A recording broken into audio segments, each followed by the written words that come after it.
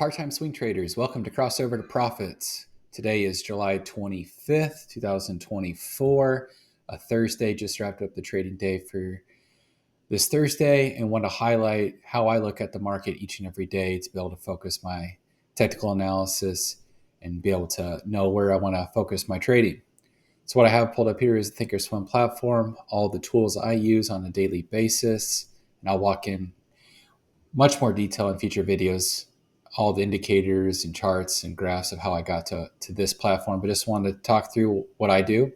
I look at the market health and I do a really simple view of splitting that Russell 3000 into two parts, the IWM, so the Russell 2000, I call that my small caps, and then IWB, which would be large caps. And I look at the weekly EMA 5 period just to see if that slope is positive or negative. It's got to be positive for me to even put new trades on. So you can see here the IWM. We have the weekly chart down here, and you can see it's in a nice uptrend from this several month base here.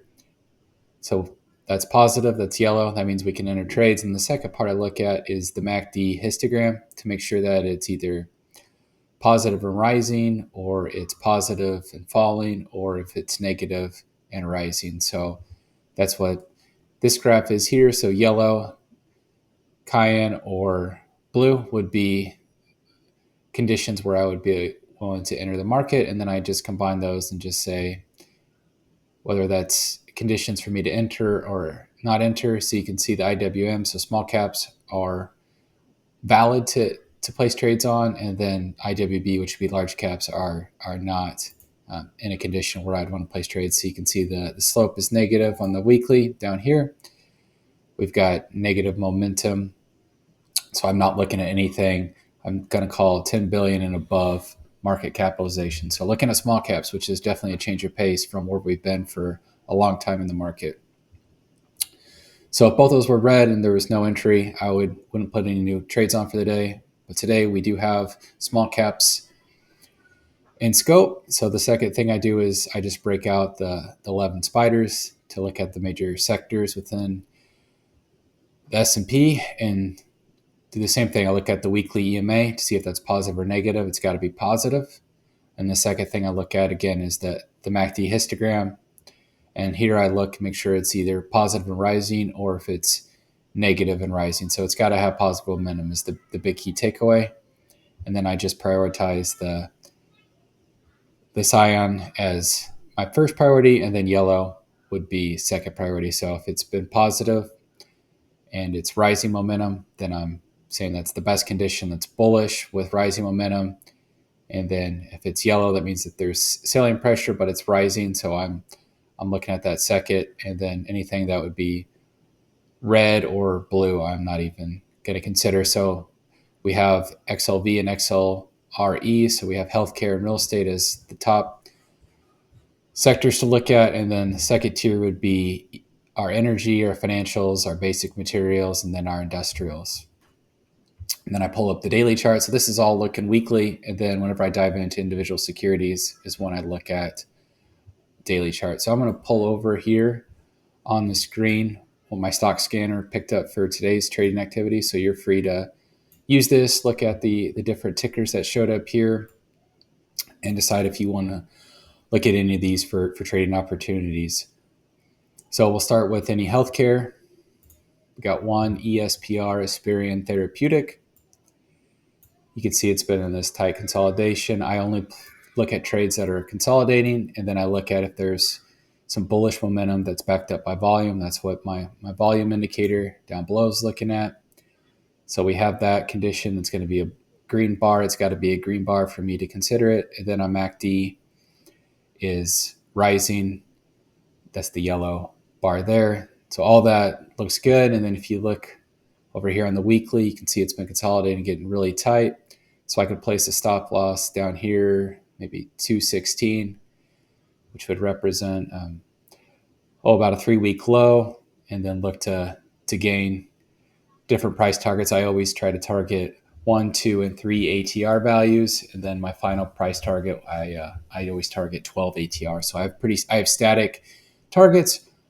So this is one I would go ahead and highlight that row and say that's a trade I'm going to put on, and I'll show you how I do that. I have a nice Excel model that walks through that.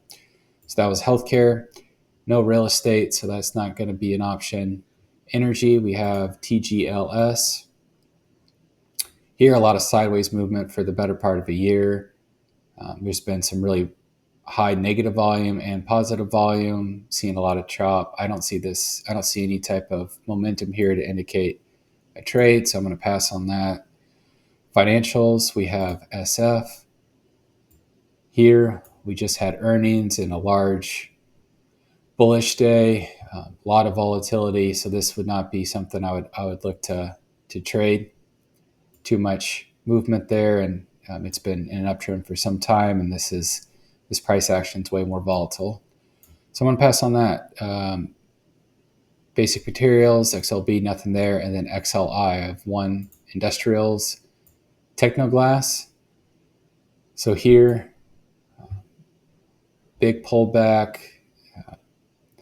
and then it basically recovered all of that in a week or two, and then it's been consolidating here. We've got some really good momentum days. This with the green bar, so this is bullish candle pattern along with accompanying volume. So this is all looking good. We have our MACD that's turning up again, so it's the yellow down below.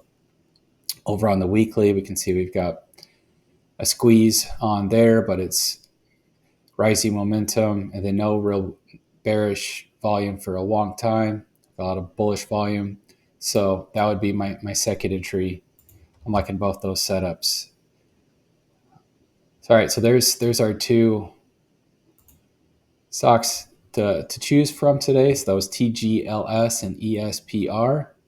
And I'm going to show you the model I use to be able to easily input that information. So what I'll do here is I'll put in the date, and then I can put in the ticker. So we'll do our first one, which will be ESPR, and that was pharmaceuticals. And that market cap, I pull in the market cap, which was small cap, and then my setup. So if you look at ESPR, how I define this setup, it's a red dot, which if anyone follows the squeeze, the TTM squeeze, trade the market squeeze, that's a Bollinger Band of 2 within a Keltner channel, 1.5 ATR. So kind of your standard squeeze setting. I just had that on a MACD. I built that out. So that's the red dot. So I'm going to call that setup a TTM squeeze. The close for the day was 2.43 with an ATR of 0.2. And then here's where I'm going to define my stop.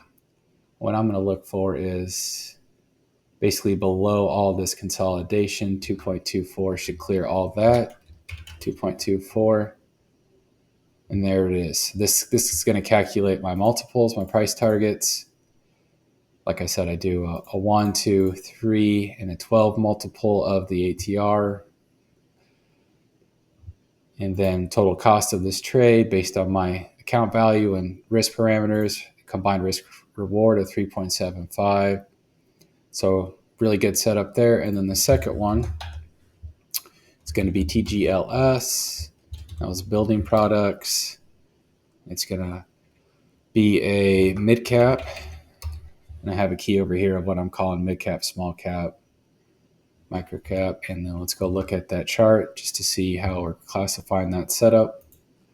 I just do this just so I can better track. So the yellow dots, that's a pre-squeeze. So that's a 2 ATR squeeze versus a 1.5. So a little bit wider bandwidth there. And then we have 53.28 close with the $1.99 ATR.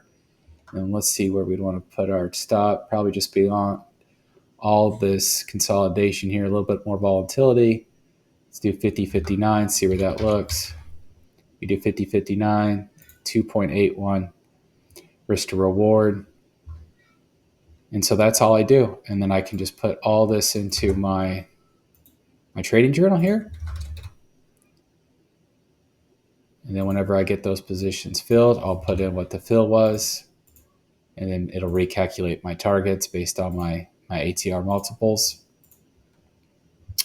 So I'm going to show you what this model looks like whenever it's fully functioning. It's a dynamic Excel dashboard, so I'll have a link in the description if this is something that you'd be interested in.